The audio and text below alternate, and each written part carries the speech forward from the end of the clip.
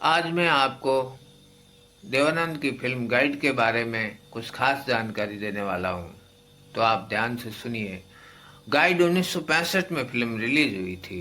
65 में बनी थी और हिंदी भाषा की फिल्म थी। ये भारत के प्रसिद्ध अंग्रेजी लेखक R.K. नारायण के द गाइड नाम के उपन्यास पर आधारित है।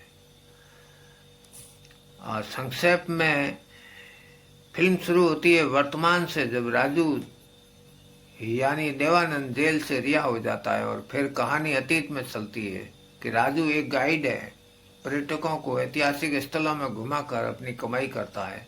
एक दिन एक अमीर और बूढ़ा पुरातत्वविद मार्को किशोर साहू, उनकी युवा पत्नी रोजी वहीदा रहमान, जो कि एक वेश्या की बेटी है, के साथ में शहर में आता है। मार्को शहर के बाहर गुफाओं में कुछ शोध कार्य करता है और अपनी गाइड के रूप में राजू को काम देता है।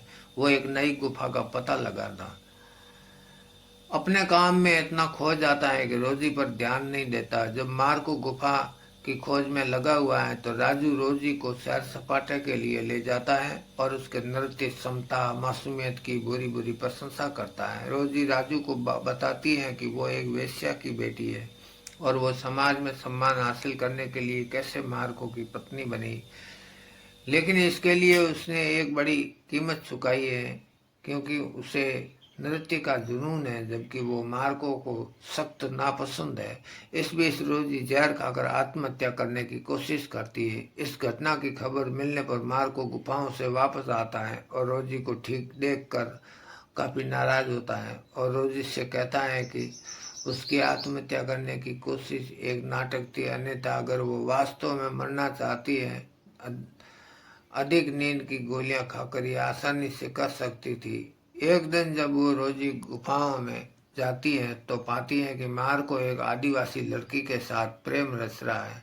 इसको लेकर रोजी और मार्को में काफी कहासुनी होती है। रोजी एक बार फिर आत्महत्या करने की कोशिश करती है और राजू उसे समझाता है कि आत्महत्या करना पाप है, वो अपना सपना पूरा करने के लिए जिंदा रहे। रोजी मार्को से संबंध तोड़ लेती है, लेकिन जब वो उसे सच छुपाने के लिए जगह चाहिए और किसी का सहारा भी, तो उसे राजू देता है। राजू के समुदाय में रोजी को भी वेश्या ही माना जाता है, क्योंकि पुराने जमाने में राजघराने में नाचने वाली वेश्याओं की दृष्टि से देखी जाती थी। राजू की मां लीला चिटनेस और मामा उल्लास उससे आग्रह करते हैं कि रोजी को घर के बाहर निकाल दे, लेकिन राजू मना कर देता है। तो उसकी मां उसे छोड़कर अपने भाई के साथ रहने चली जाती है। उसका मित्र और ड्राइवर गफूर अनवर हुसैन भी रोजी को लेकर उससे किनारा कर लेता है।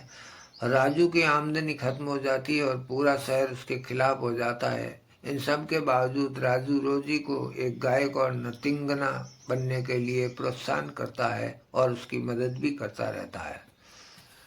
और मदद से जल्दी रोजी एक स्टार बन जाती है। जो जो रोजी उन ऊंचाइयों को छूती है, राजू आवारागर्दी करने लगता है और उसे जुए और नशे की लत लग जाती है। अब फिर मार को वापस आता है। रोजी को वापस जीतने की कोशिश करने के लिए मन से वो रोजी से मिलने आता है, फूलों का गुलदस्ता लाता है। बीच में उससे राजू टकरा जाता है और राजू उसे फूलों का गुलदस्ता ले लेता है।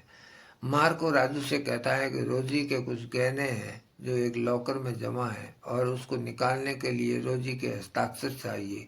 राजू इस आकांक्षा में कि यदि मार्को और रोजी दोबारा मिले तो उससे संबंध फिर न स्थापित हो जाए, लॉकर के पेपरों में रोजी के जाली हस्ताक्षर कर देता है, लेकिन मार्को को रोजी से मिलने नहीं देता है। इस बीच राजू और रोजी के संबंधों में खटास आ जाती है और जब वो राजू को अपने पास आने से मना कर देती है और कहती है कि अगर राजू उसके करीब आया तो वो बाहर चली जाएगी। इससे पहले दोनों में बहस हुई और रोजी ने मार्को को याद करके कहा कि शायद मार्को ठीक कहता था कि मर्द को औरत की आमदनी में नहीं जीना चाहिए। जवाब में राजू कहता है कि ये रोजी की गलतफहमी है, वो अपने बूते से स्टार बन गई है और अपने स्टार बनाने में राजू का भी बड़ा हाथ है। इस तरह से यह मूवी आगे चलती है।